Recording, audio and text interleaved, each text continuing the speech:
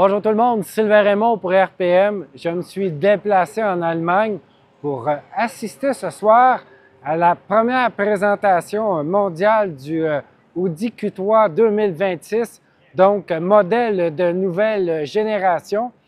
Ça, c'est ce soir, mais histoire de nous occuper un peu aujourd'hui, on sait, en fait, Audi nous a amenés à son centre de Nürburgring, en banlieue d'Ingolstadt.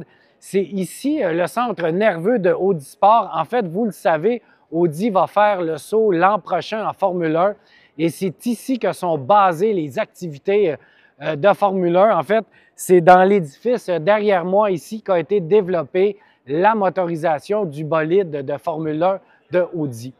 J'ai eu la chance de m'amuser un peu sur le circuit de course. C'est de plus en plus rare de nos jours pour les journalistes automobiles à bord de deux véhicules. Le premier, c'est la Audi RS3, véhicule qui est disparu du marché au Canada en 2020 en fait, et qui fait un retour 2025. Audi avait annoncé qu'il l'apportait, finalement, c'est rétracté. Bien, elle arrive cette année, par contre, pas sous la forme actuelle. On n'a droit qu'à la berline. J'aurais bien aimé avoir la version à haillons, la Sportback. Malheureusement, elle n'arrivera pas.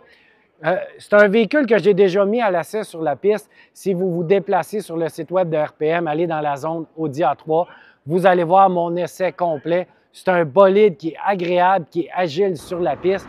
Sa mécanique, c'est un moteur 5 cylindres de 2,5 litres turbo-compressé qui développe pas tout à fait 400 chevaux. C'est littéralement un bolide. J'aime le traitement extérieur, son comportement sur la piste. C'est le dernier véhicule Audi qui dispose justement de ce moteur-là 5 cylindres depuis qu'il est disparu de la Audi TT RS. Donc, véhicule très intéressant, agréable. J'aime son aspect nerveux, sa légèreté. On le conduit du bout des doigts. Ça me rappelle vraiment les voitures sport de l'époque. Je m'ennuie ce type de véhicule-là. Elle arrive au Canada, par contre, au compte-gouttes. Son prix, près de 80 000 $. C'est pas pour tout le monde, mais c'est une voiture qui est drôlement agréable à conduire. On nous avait promis de conduire la R8, même si elle est disparue du catalogue. J'étais heureux, fébrile, parce que pour moi, la R8, lorsque je l'ai découverte au début des années 2000, c'est un bolide incroyable qui, pour son prix et son moteur V8, venait jouer dans les talles de Ferrari et de Lamborghini. Malheureusement, on ne la conduit pas. On a plutôt droit à la version 2025 de la Audi e-tron GT. C'est littéralement la Porsche Taycan électrique du côté de chez Audi.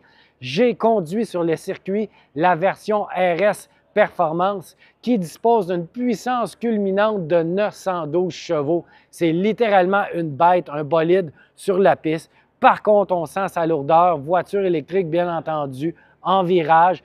Son accélération, c'est assez incroyable. Mes freinages, les virages, on perçoit le poids de la voiture. C'est deux bolides très intéressants que j'ai eu la chance de mettre sur piste.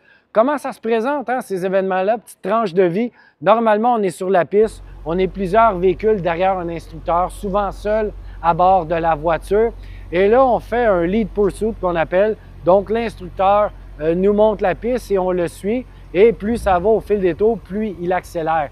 Et je peux vous dire une chose, les Allemands, chez Mercedes, chez Audi, chez Porsche, ils n'ont pas peur de nous faire rouler. On est capable de pousser à fond et à quelques reprises, tellement au point qu'on a de la difficulté à les suivre. Mais autre tranche de vie, on peut croire que les journalistes américains, hein, c'est des stars sur la piste. Et le PR de Audi Canada me racontait que lui, il aime amener ses journalistes du Québec et du Canada. À l'époque, il y avait des journalistes comme Bertrand Godin, Gabriel Gélina, Jacques Duval, un paquet de journalistes, même au Canada anglais, qui ont un très bon coup de volant. Et là, le PR laissait un petit peu ces journalistes américains se vanter, dire qu'il faisait les tours de piste les plus rapides. Et là, il sortait sa délégation québécoise et canadienne. Et là, les records se battaient, les journalistes poussaient les véhicules. Et lui, tout fier d'avoir mis ces Canadiens sur la piste, en disant qu'on a tous un peu le gène de Gilles Villeneuve. Bref, suivez RPM au quotidien. Vous allez voir le nouveau Q3 qui est dévoilé. Allez sur notre site web, les réseaux sociaux. Abonnez-nous à notre chaîne YouTube. Vous allez avoir un paquet de contenu du genre. Et moi, bien, je vous dis merci et à la prochaine.